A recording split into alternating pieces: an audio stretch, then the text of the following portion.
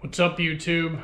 Today we're working on the BMW Z3. It's a 1998, and we're going to be installing a new mass airflow sensor, a new throttle position sensor, and a camshaft position sensor. So I'll show you what those look like.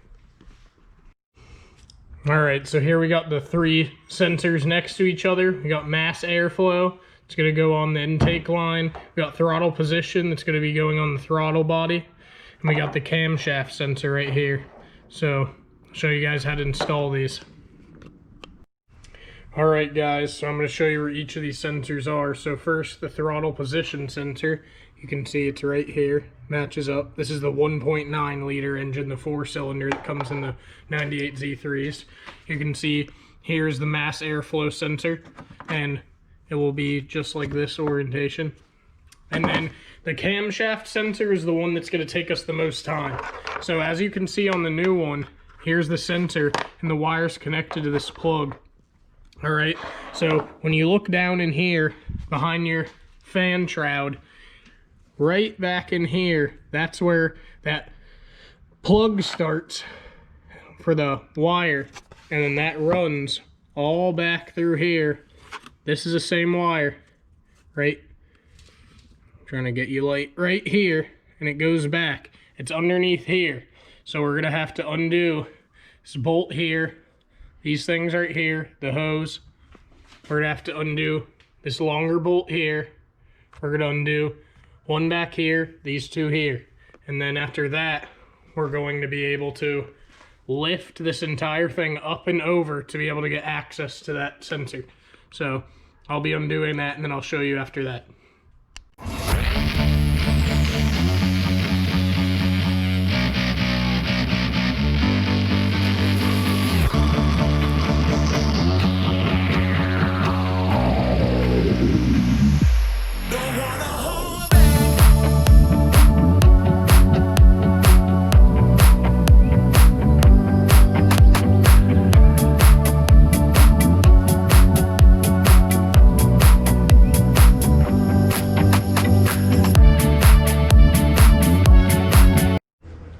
I just wanted to show you guys, I spoke wrong a minute ago.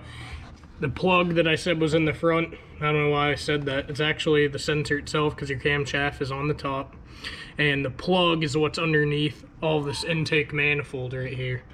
So, yeah, I'll show you the rest of the way to get there. But currently, it also helped a lot to move this hose out of the way when you're taking that Allen key bolt out of that sensor.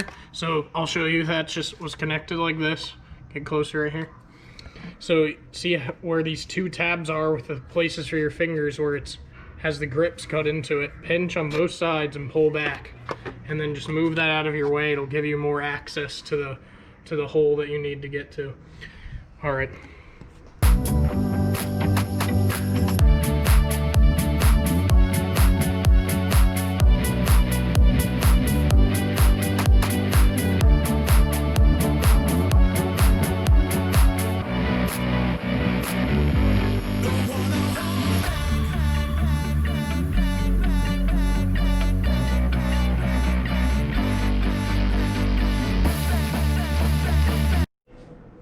Alright, so I wanted to show you guys getting this intake manifold off.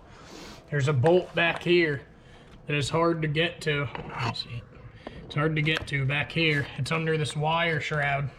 So what I ended up doing is there's two Phillips head screws here and over here on these brackets that hold this cover that holds the wires right here. And then that bracket is hooked by two 10mm nuts for each one on the back. So I ended up undoing those, and this one I've just undone. I still need to pull the bracket itself out, and then after we do that, we now will be able to lean this up out of the way to gain access to that bolt. So I just thought I'd give you guys that tip real quick.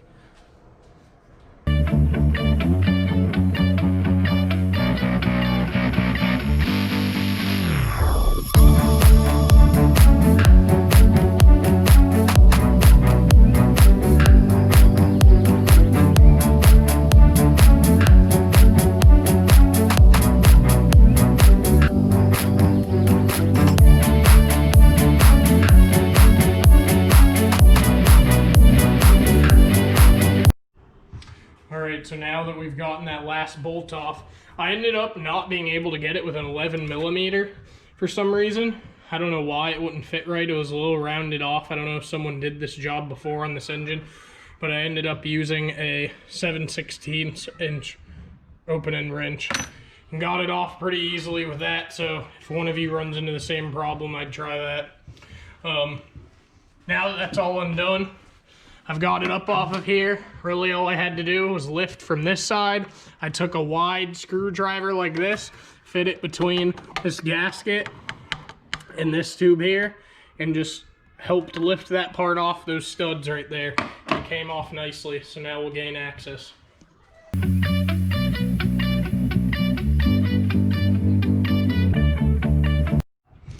Alright, I wanted to show you guys, got my handy dandy phone light because my other light's in my truck.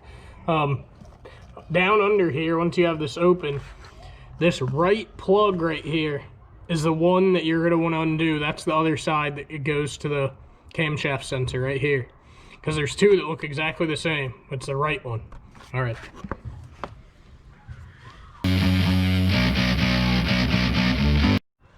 Alright guys, we got the old sensor out. Just wanted to show you. Looks kind of nasty. It's not really a bad sign, that doesn't matter, but these things do start to leak around this seal when they normally are about to fail. And this one did have a lot of oil residue around where it was located, if you saw that earlier. So it's good that we're replacing this. So I just wanted to show you over here really quick. This plug wire, as you probably saw when you were moving it, just kind of snakes back underneath this manifold in this direction up to that plug. That's the same way we're going to do it, but this time those little plastic channels that were holding the wire, we ended up accidentally breaking one of those, so we're going to place a zip tie in its place. I don't like to often use zip ties, but for something like this it's a good replacement because a plastic clip was holding it anyway, so it's fine. But yeah, I'll show you as we continue on. Alright, real quick before we go back to the time lapse of putting this thing back together, I just wanted to show you guys, your new one should look all nice and clean like this. New O-ring right here, remember to have that on there. Alright, and this is the one bolt that was an Allen key. Alright, just to remind you.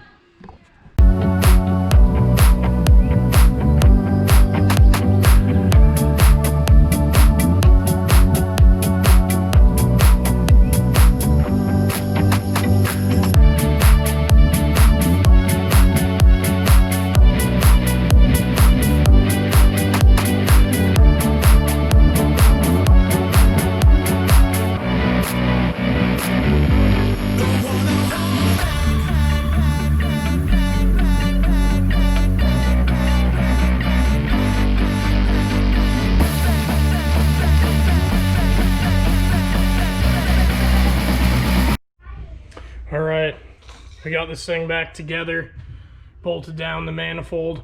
I just wanted to show you guys where my plastic broke for this wire to the camshaft sensor. Was the little piece that held it right there. So in its place, I think I'm just going to pull this wire up some and zip tie it right to the engine hoist loop right here. If we ever pull this engine, I'll cut it, which probably is unlikely, and it'll keep it up.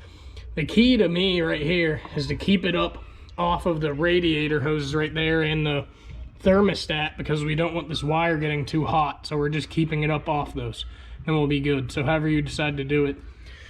And next, we already got when we took that apart, we took the hoses apart, so the mass airflow sensor is here. We'll be changing that with the new one that we have right up here when we put it back together. Now the throttle position I told you earlier is right here.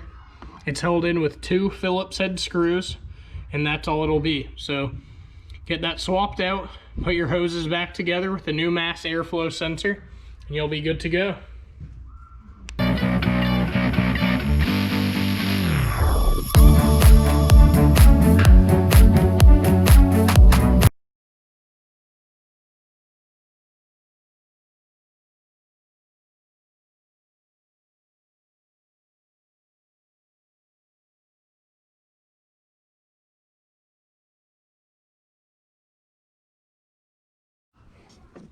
Alright, when you're installing your new mass airflow sensor, remember to get the big O-ring off the old one if it didn't come with one. As you can see, mine did not come with one. It goes on the side that goes into the air box. So this side. And it will fit around here. But mine was stuck on the old one. I got it off and cleaned it up. It was covered in a lot of dirt. So clean that off good and then put it on your new one. And don't throw it away. Okay, we're learning together. I need to show you guys about this O-ring. It turns out, see how it fits right here? Get better lighting. There's actually teeth in here that hold it. Fits in the air box, not on the mass airflow sensor. It just got stuck to my old one. So fit it in there. Don't fit it on here. Fit it in the air box in those tabs. All right?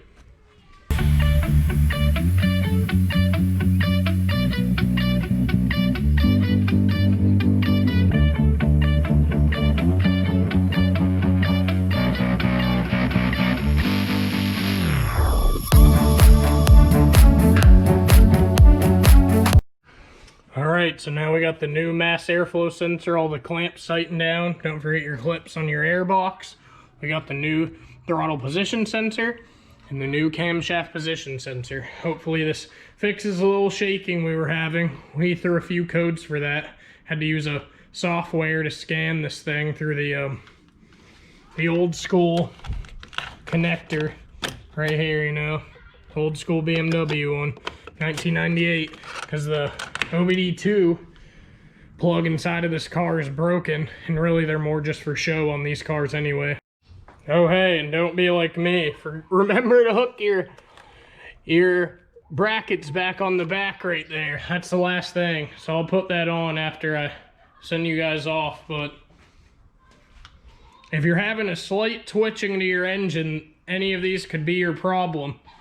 The thing I usually start doing, which helps sometimes if you aren't able to get to a scan tool, idle the car and just start unplugging each sensor and seeing how the car reacts to it. Some of them it won't affect it anyway, but if you don't see a change, assume that there might be something wrong and then look into it and see if there should be a change. I was not able to find that, but the main code I ended up being throwing was the camshaft position. And I had not tested that sensor. So hopefully this fixes it. And I hope you guys found this video informative. Talk to you later. See you YouTube.